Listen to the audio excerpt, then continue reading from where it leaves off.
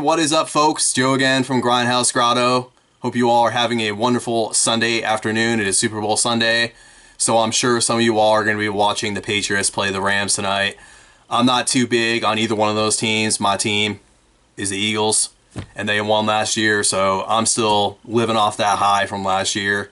But anyways, guys, tonight I am here to bring you episode 2 of my Forgotten series entitled Zombie: The Left Behind, where I'm going to be discussing an absolutely phenomenal film.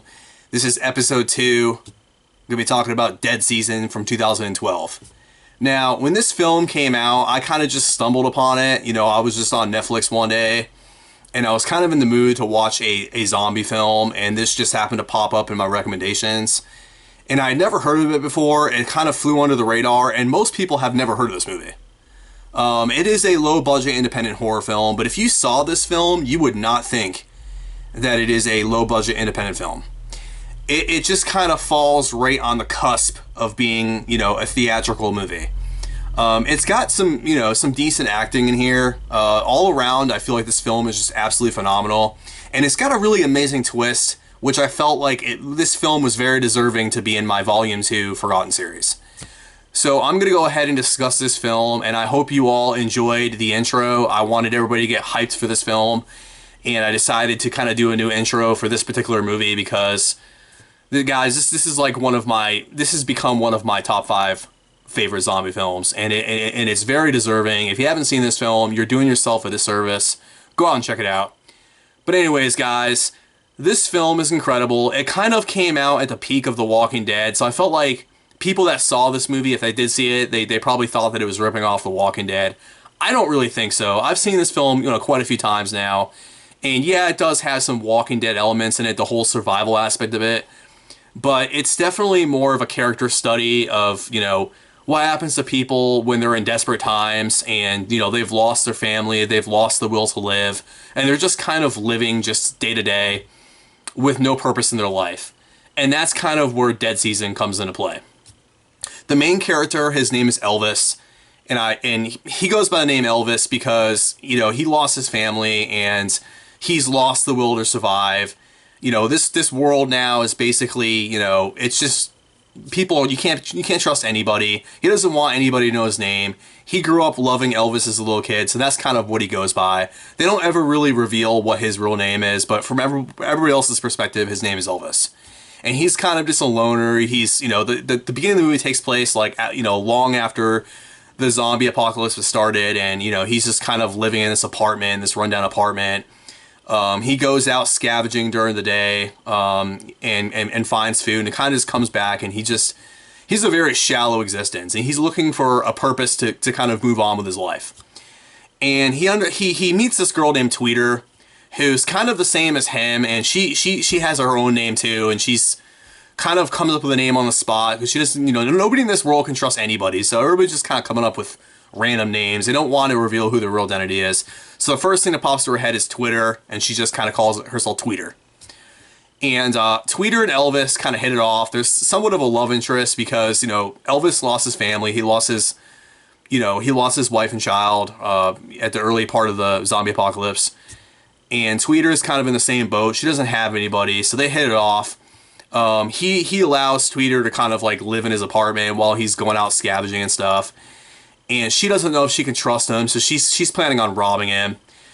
Long story short, basically, Elvis is out scavenging, and he stumbles upon this like radio transmission in one of these buildings that he's scavenging. And it's from some guy who basically is saying that, look, if you come to the pier, I will give you one of my boats. And there's an island that everybody's at, which is zombie free, and it's safe to go there. And there's a little community that's been growing.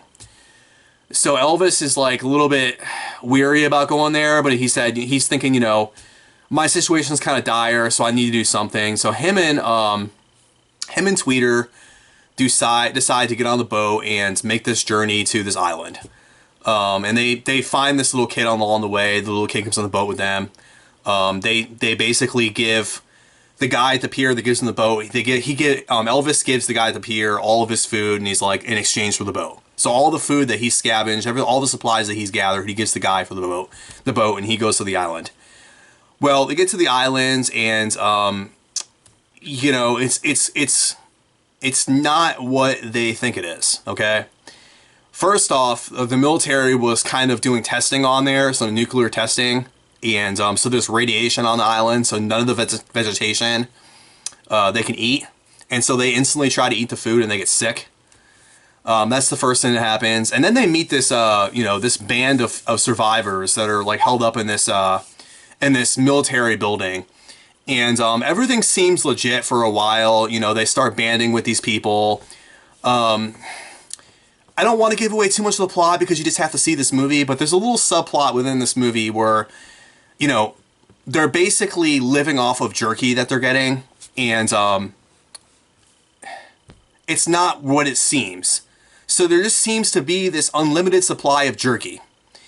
And nobody really is brave enough to ask, like, the leader of the group, like, hey, like, where is this? There's only a couple people within this community that know where this jerky is coming from. And you kind of got to be within their inner circle to know where they're getting all this jerky. But it's just like this beach is, like, littered with all these cruise ships from people that are just showing up to this beach. And Elvis and Tweeter are wondering, okay, if all these cruise ships are landing on this beach and there's a community of about 50 people, where are all these people at? Why is there only 15 people if there's cruise ships? And you know, every day they go out and they do these little scavenging trips to the beach to kind of get stuff that washes up on shore, or, you know, there might be some food or whatever, or luggage or something that washed up the shore from these cruise liners. And that's what they do.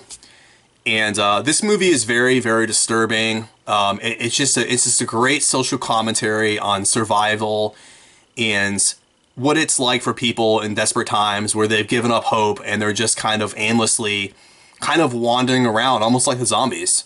You know, the zombies are wandering around and their whole purpose is just to eat. Well, that's kind of where these people are at. They've lost their family, they've lost their will to live, and they're just hopelessly wandering around. And yeah, guys, that is Dead Season, and just in a nutshell. It's not, I don't know where people get this idea that Dead Season is a ripoff from The Walking Dead. You just have to see this film. I don't want to reveal the main subplot that's going on because it's gonna take away from the surprise of seeing this film for the first time. This is a film that I stumbled upon, and I had very low expectations going into it, so I wasn't thinking that I was going to be absolutely blown away. But at the end of the movie, I was absolutely shocked. This movie was phenomenal. And what's crazy, guys, is I bumped into a fan page for this particular movie. So there's like a very small following for this movie. You know, the people that really enjoy this movie like me have followed this page on Facebook. And I actually ran into, I stumbled upon the actual main actor for Elvis who plays him. And he's done some smaller roles in other movies, but he was very kind to me. You know, he said that he really enjoyed making this film. And I got into a Facebook Messenger conversation with him about the movie several years ago when this movie came out. And I thought that was really cool that, you know, one of the main actors is so open to talking to the fans. And that's just what it is about these independent horror films, guys. You don't have these high-paid actors that are just not connected to the community. These actors in these movies, they love their fans. They appreciate all support. They appreciate that, you know, they go to the Comic-Cons. They do signatures. They do autographs. They do pictures. They just appreciate these low-budget horror films and the fan base. And I find that to be absolutely amazing. So that is why I added this film to my list and why I'm so excited today, guys, to talk about it. Go ahead and check out Dead Season. I highly recommend it. I didn't rank the other film, 28 Days Later. I kind of want to start ranking them from this point forward. 28 Days Later, I probably give a B or a B minus. This film, I would give a solid A minus. I'm telling you guys, this film is so freaking good. Go out and see it.